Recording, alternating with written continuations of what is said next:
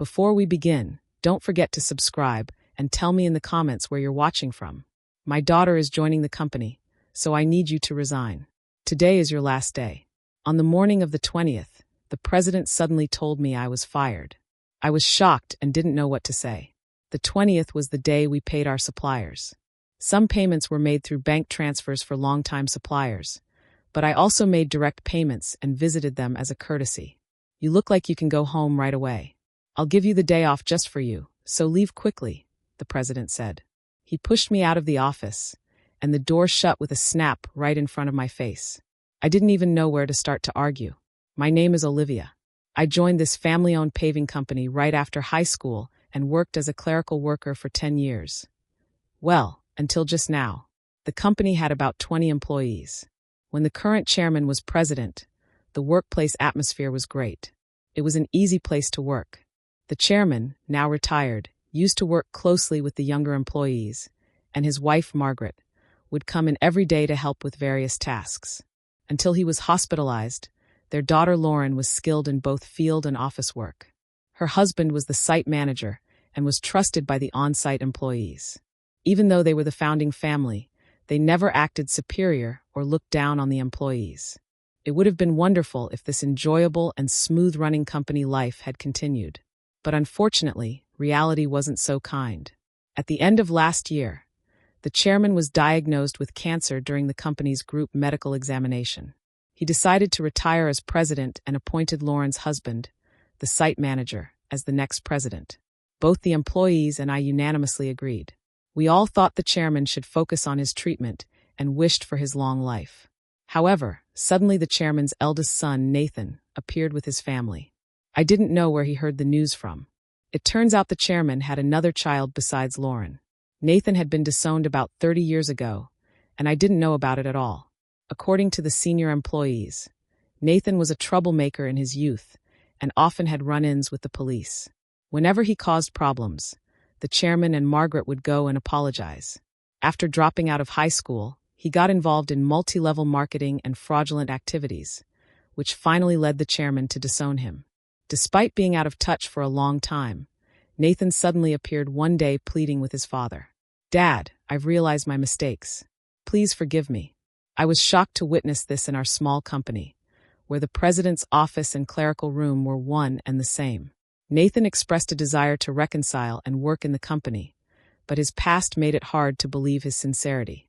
After being disowned, he said, "I apologize to everyone, but I ask you to give Nathan another chance," the chairman pleaded with everyone present. Lauren and the senior employees knew about Nathan's troubled history and couldn't fully celebrate, but they couldn't refuse the chairman's heartfelt request either. So Nathan and his family moved into the annex of the chairman's house, with Nathan becoming an employee and his wife taking on household duties. I saw their daughter only once when she visited the company. She seemed to be a college student. The chairman believed Nathan had changed for the better after facing hardships in life. Margaret was overjoyed that Nathan had returned with his family, talking about rebuilding the company together. However, soon after, a problem emerged. "I'm the eldest son, so I should be the next president," declared Nathan, straining his relationship with Lauren and the site manager. Despite pretending to work diligently in front of the chairman, Nathan actually did very little. He frequently made demeaning remarks like, "Physical labor is for the workers," and "You're all just worker ants, work silently." Naturally, his behavior quickly made him unpopular with everyone. Some of the younger employees even went directly to the chairman, saying, "I can't work under these conditions." However, both the chairman and Margaret pleaded with everyone, saying, "We will talk to Nathan about this. Please try to see the bigger picture." Then, due to stress or other reasons, the chairman's cancer suddenly worsened, and he was hospitalized 3 months ago. Nathan declared, "I am the president." Despite employees advising the chairman and Margaret to stick with their original plan of appointing the site manager as president, they ultimately chose Nathan, their biological son, over their daughter's husband. This decision sparked grumbling among some employees who felt the chairman and Margaret were biased by parental love or losing their sharpness with age. The once harmonious company atmosphere turned tense and uncomfortable. As tensions grew, Lauren and the site manager began working behind the scenes to manage the company. This left me alone handling all administrative tasks, whereas before Margaret, Lauren, and I shared the workload. Now I regularly worked overtime, sometimes leaving so late the date changed before I headed home. Meanwhile, Nathan seemed to view administrative duties as effortless, spending his days at hostess bars, betting on horses, or gambling. My relationship with the president took a serious downturn over an expense issue. He had been using the company's credit card for personal dining and entertainment expenses, and I had been overlooking it to some extent. However, this time the expense crossed a line. With apprehension, I handed the receipt back to him. "I can't approve this expense," I told him. "What? Why not?" he demanded. "This is for your wife's corrective underwear. It's not related to business, so it can't be expensed." As expected, the president's face flushed with anger. "Don't challenge me. She's the president's wife. It's natural for her to dress well. This is a valid expense." "No, that's not how it works. Your wife's underwear can't be considered a business expense," I stammered, struggling to comprehend how the president could justify a $4,000 expense for his wife's corrective underwear. His next suggestion left me even more bewildered. "Then let's turn selling corrective underwear into our new business venture. We'll categorize it as inventory, so it counts as an expense."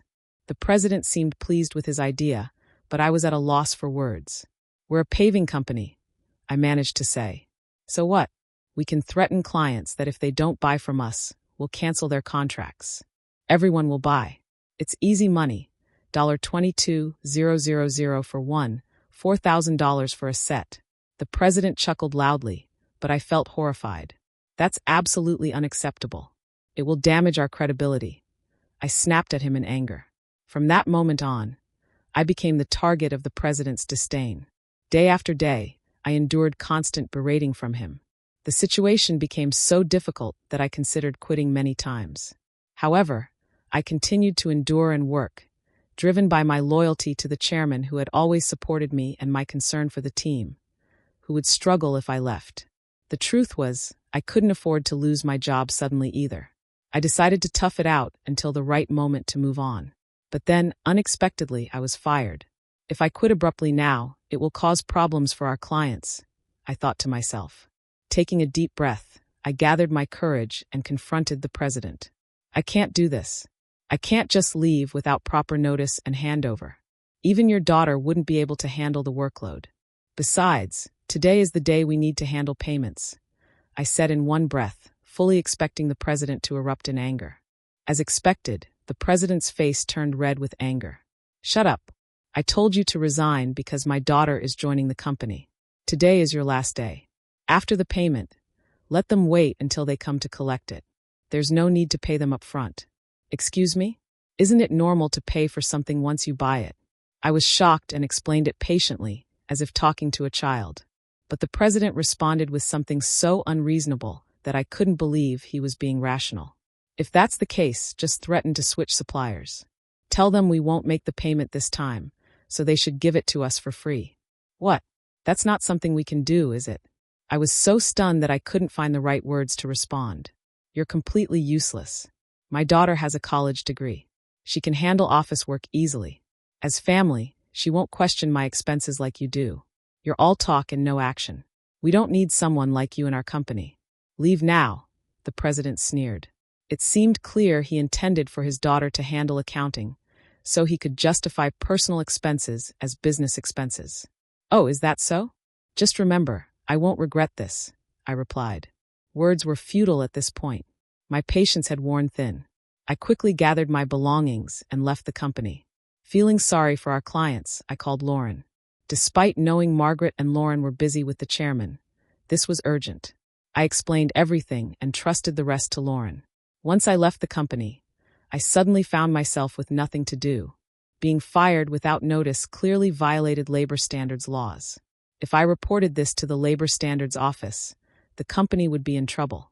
Since our company was part of the middle company payment system, I could claim my severance pay and 1 month's salary. This system supports small and medium-sized enterprises that can't afford severance pay on their own.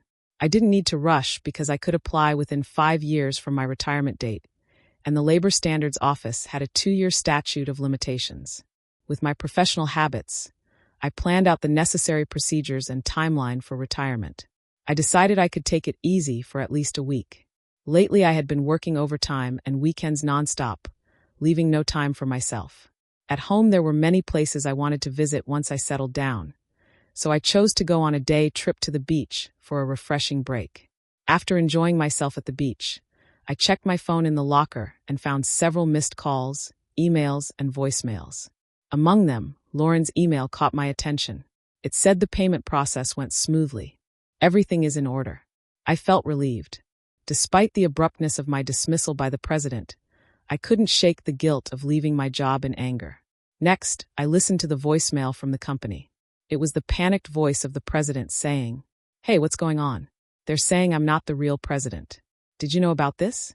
Explain yourself." After chuckling at his realization, I continued to check my emails and voicemails.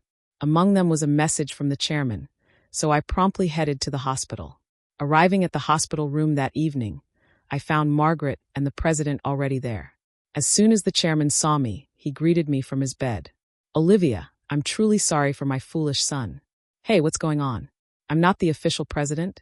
"Explain yourself," Nathan shouted arrogantly, clearly not understanding the situation. The chairman quickly silenced him with a stern command. "Quiet down." It turned out that right after I had called Lauren, she promptly informed the chairman and Margaret. Upon receiving the news, the chairman immediately contacted Nathan, who was acting as president, and asked, "Do you really not know anything? So what's the truth?" I calmly explained to the president, who was still shouting in confusion. "Nathan, you didn't have any legal authority. Your role as president was just a title. It might seem confusing, but in business terms, president is a position within the company and doesn't hold legal standing like a representative director does. The representative director is the one legally responsible for the company's actions externally. It's a different and more formal role that requires specific legal procedures to change." I continued, "While the title of president can be changed informally within the company, altering the representative director involves complex legal processes. That's why your position didn't carry the legal weight you assumed it did. 3 months ago, when Nathan was appointed president, there was strong opposition from Lauren, the site manager, and veteran employees. That's when I proposed a strategy. Nathan would be a figurehead president, while the chairman remained the legally responsible representative director. As someone familiar with company procedures and laws, I knew the complexities involved. Under my plan, if Nathan showed genuine dedication and won over all employees, then we would initiate the legal process to formalize his presidency. However, if Nathan failed to prove himself fit for the role, the backup plan was to either remove him or even consider closing the company while Lauren and the site manager prepared to launch a new venture. Lauren doubted Nathan's ability to change. The chairman and Margaret continued to believe in Nathan, until he unfairly dismissed me, which seemed to awaken them to his shortcomings. "If you want to be a leader, learn and take care of your employees. I've told you this many times," the chairman emphasized. Nathan retorted, "It's not a big deal, right? Can't we just handle the procedures now?" "No, it's not possible," the chairman explained. "Our company offers stocks to employees who want them, and many of them own shares. Olivia owns 10%, making her a major shareholder. We can't disregard her views, and other shareholders won't support you either." As the president began to understand the gravity of the situation, his face paled. "What? I don't have any shares." "None. I plan to pass on my shares to you once you prove yourself as president. I'm deeply disappointed in you. Were you only interested in my wealth, thinking I didn't have much time left?" The chairman slumped in despair, and Margaret remained silent, visibly upset. Defiantly, the president responded, "Well, I'm the eldest son. What's wrong with taking what's rightfully mine? The company belongs to me." "I can't forgive you anymore," the chairman said. "I bear full responsibility as the representative director of this company. Moreover, I'm a shareholder. I have the right to call for a shareholders' meeting and propose your removal," I asserted firmly. The president's face drained of color as he grasped the implication of removal. "You mean I could be fired?" "Yes. You were just a clerk, Nathan," Margaret interjected. "Olivia is right. At this point, no one will support you. Olivia was the only one who spoke up to give you a chance." Then Margaret turned to me. "Olivia, I owe you a sincere apology. I regret causing you trouble because of my love for my son. Please tell me what you'd like to do." I confronted the president directly. Mr. President, I no longer wish to work under your leadership, so I am resigning immediately. However, I expect to receive my severance pay along with 1 month's salary, including unpaid overtime and holiday pay. As a shareholder, I will also take action through the Labor Standards Office to remove anyone who is detrimental to the company. I spoke calmly, and as I did, the president's complexion shifted from pale to completely white. Continuing, I informed them how Lauren had been actively visiting clients and successfully promoting our new company. Many clients had already decided to switch from our current company to the new one, and most of our employees were planning to follow suit. That's impossible. I'll sue you, the president threatened, his voice cracking. But the chairman intervened firmly. I am the representative director. You have no such authority. The president collapsed to his knees, and I felt a mix of emotions, regret, disappointment, and a sense of closure. Mr. President, it's unfortunate it had to end this way. If you had changed your approach upon returning, things might have been different. There were ample opportunities for understanding if you had made efforts to learn and adapt. Ultimately, it was you yourself who squandered those chances, a classic case of reaping what one sows. In the aftermath, the chairman decided to shut down the company, leaving Nathan unemployed. The president's wife attempted to sell corrective underwear, but it didn't succeed. They faced legal issues for aggressive sales tactics and were eventually arrested for involvement in a pyramid scheme. When Lauren returned to her parents' home, she found boxes of unsold underwear left behind. As for the daughter, she found employment elsewhere, although the specifics are unknown. I now work happily at Lauren's and the site manager's new company. I cherish my relationships with others and strive to live authentically each day.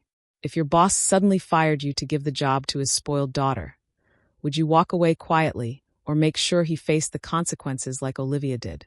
Let me know in the comments below. I read every single one. Red heart.